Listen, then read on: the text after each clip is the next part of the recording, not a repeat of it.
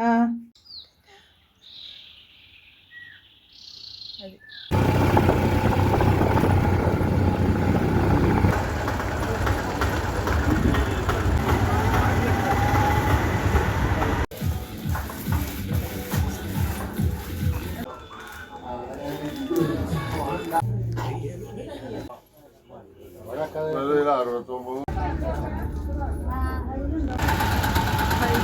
കൈയെടുക്കാം കൈയെടുക്കാം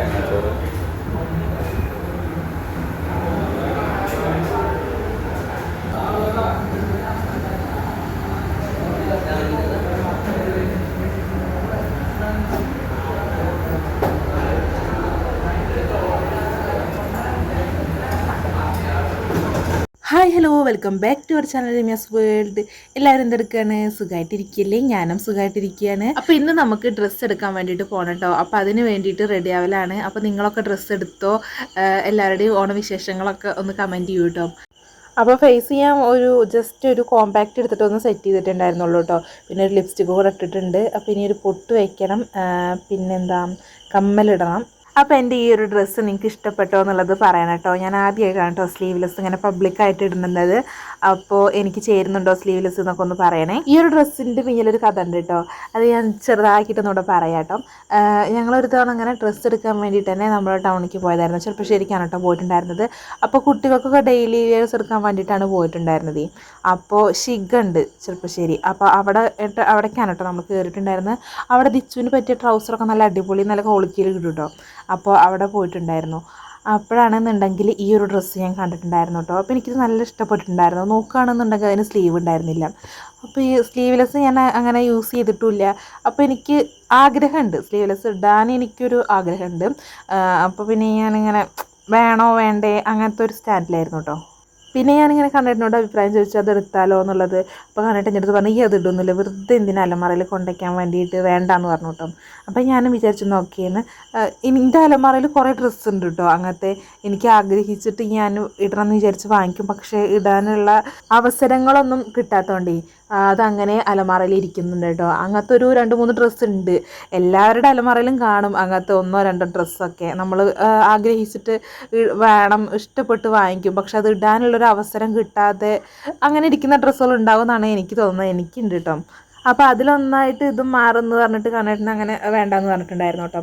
അപ്പം നോക്കി ഞാനും വേണ്ടാന്ന് വിചാരിച്ചിട്ട് പോന്നിട്ടുണ്ടായിരുന്നു.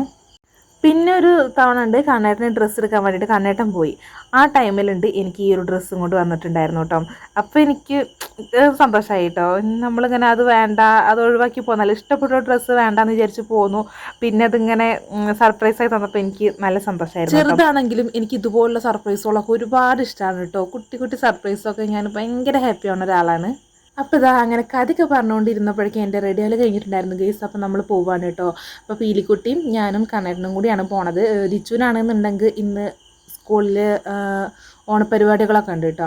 അപ്പോൾ അതുകൊണ്ട് തന്നെ അവന് സ്കൂളിൽ പോയിരിക്കുകയാണ്. അവൻ്റെ എക്സാം കഴിഞ്ഞിട്ട് ഒരുമിച്ച് പോകാമെന്നാണ് കേട്ടോ നമ്മൾ വിചാരിച്ചിട്ടുണ്ടായിരുന്നത്.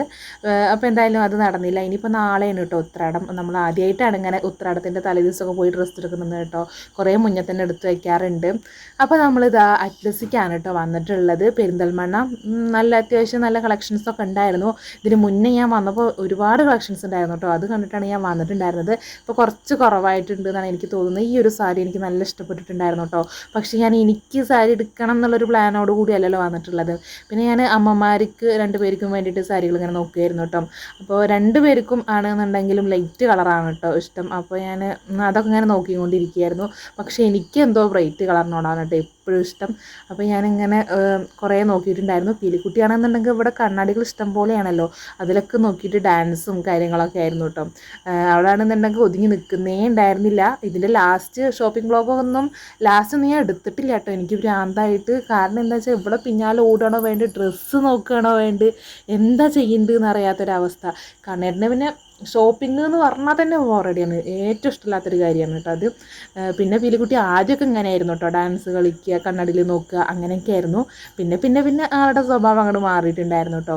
ഓടി കളിക്കുക, പിന്നെ കണ്ടവരുടെ കൂടെയൊക്കെ അങ്ങോട്ട് പോകുന്നേ, അങ്ങനെയൊക്കെ ആയിരുന്നു കേട്ടോ. പിന്നെ നമ്മളെ കയ്യിലും ഇരിക്കില്ല, അങ്ങനെയൊക്കെ ആയിരുന്നു. അപ്പോൾ ഞാനിതാ ഓരോരുത്തരെയും സാരിയൊക്കെ ഇങ്ങനെ ഓരോരോ സാരികൾ എടുത്ത് ഇങ്ങനെ നോക്കിയായിരുന്നു കേട്ടോ. എങ്ങനെ ഉണ്ട്, വേസിന് എങ്ങനെ ഉണ്ടാവും എന്നൊക്കെ ഉള്ളത്. എനിക്കാണെന്നുണ്ടെങ്കിൽ സാരി എടുക്കാനൊരു തോന്നല്, പക്ഷേ സാരി എടുക്കുന്നത് വെറുതെ ആണ് കേട്ടോ.